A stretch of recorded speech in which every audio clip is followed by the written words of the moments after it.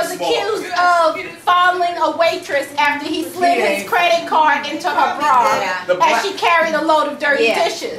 In his defense, Hainsworth told the security official that he is innocent because he doesn't even like black girls. He later said to police, "I know what this is about. She is just upset I have a white girlfriend. I couldn't tell you the last time I dated a black girl. She was trying to get with me." The Black American Express is made out of titanium. It's very heavy. So when he gave it to her, it fell into her bosom.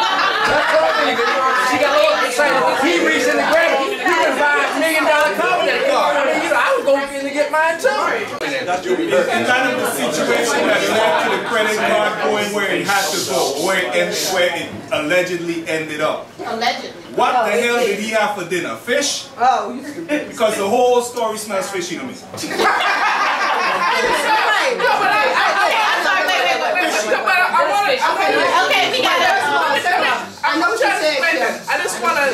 I want to finish setting it up, because not only does his assertion give some maybe validation to this Psychology Today's article, but even how we as a community present ourselves or treat one another in terms of still going with the whole light-dark argument, going with good hair, bad hair. How much money do women pay for weaves? Pay to look like somebody that don't look like them. You know, I ain't trying to hurt nobody's feelings or step on any toes, but I mean, I have this discussion in my classrooms a lot of times, because I'm like, there's a lot of horses out there missing their tails. You know? And I don't have but I'm gonna tell you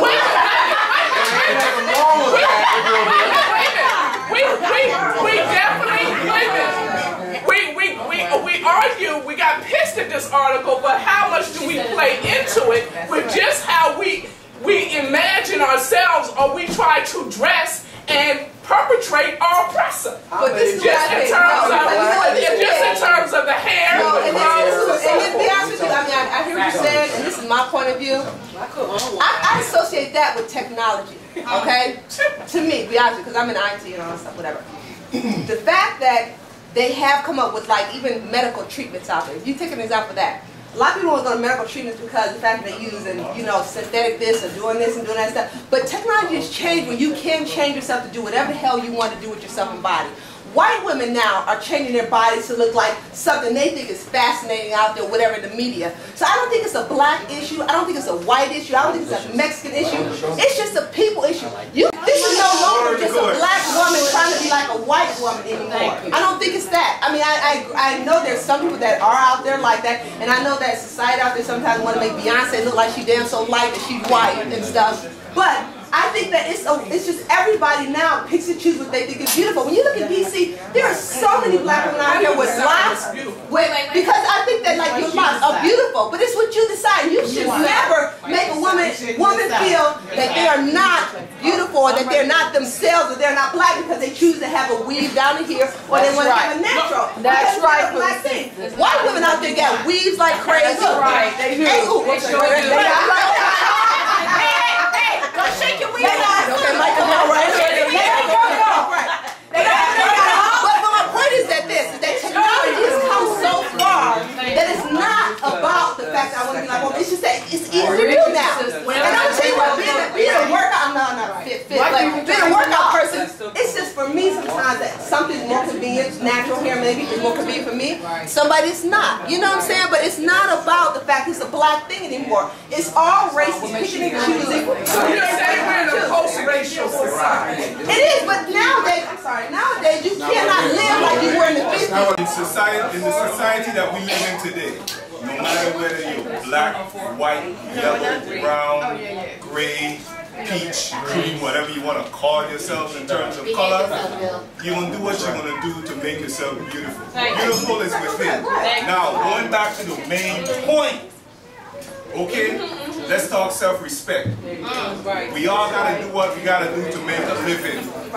You're carrying a load of dirty dishes and somebody wants to pay a bill. Okay? I'm sorry, I'll be right back. Exactly. No, with self-respecting woman in this room, don't tell anybody put it in my bra. Okay? Not this one. Okay, now, that's why I asked that question earlier, what did he have for dinner? Because that whole thing smells fishy. Okay. My name is Peter. I know John was like. I'm from St. Louis. All right, One of the things that, as you listen to people, is everybody in this room has their own definition for love. If you ask everybody in here, they have a different definition for what it is. So,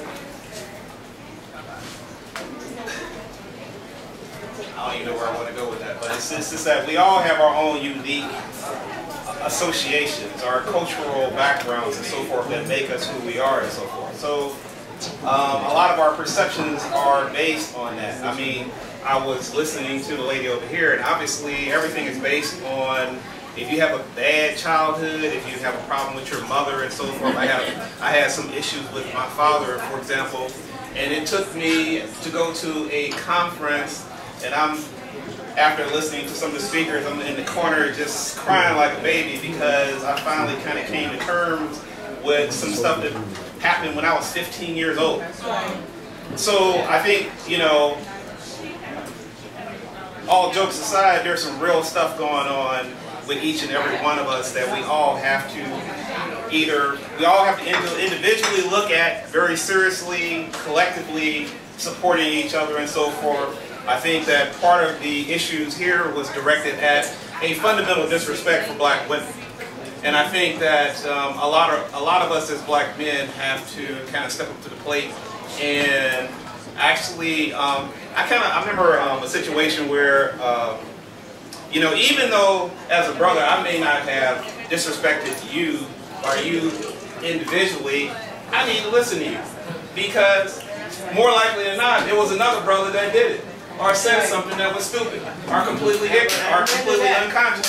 So one of the things that we as brothers have to mature to the point where we're capable of listening and hearing the entire conversation before we jump to conclusions. Bill Wilson, Internal Revenue, all y'all know we got them arrested. I agree with everything that was said. Your first name again, Peter. We all have different perspectives. We grew up that way. Mama, Daddy treated us different than Joe and Bobby down the street. Gene and Harry up the street. Sally and somebody else around the corner. Economics.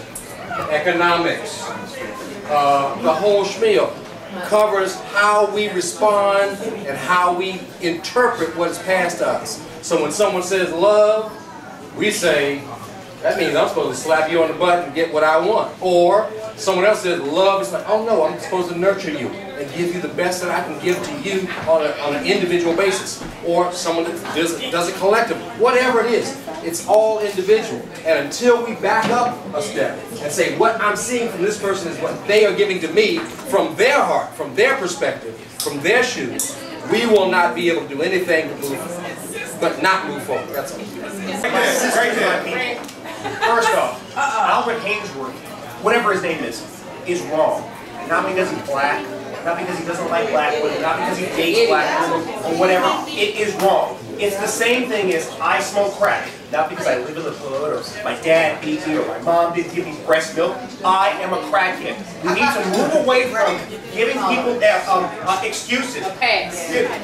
He did that. My boy beat you up because he didn't get cake today. That's bullshit. Your boy beat him up because your boy's an asshole. Sometimes you're just an asshole. Okay? So you need to stop allowing us to make excuses. It's because he's bald. He did that. That's bullshit. Okay? It's because we're bad. Albert Hainsworth is bad. It was wrong. Whether it was to a black woman, a white woman, a blue woman, it's irrelevant. What he did was wrong. And that whole thing, I don't take that. That's just an excuse. I was drinking and driving not because I was drinking and driving. It was because some aliens. It's all bullshit. So you need to take that for bullshit and you need to stop accepting these excuses that we're giving you. Which is bullshit, okay? But here is.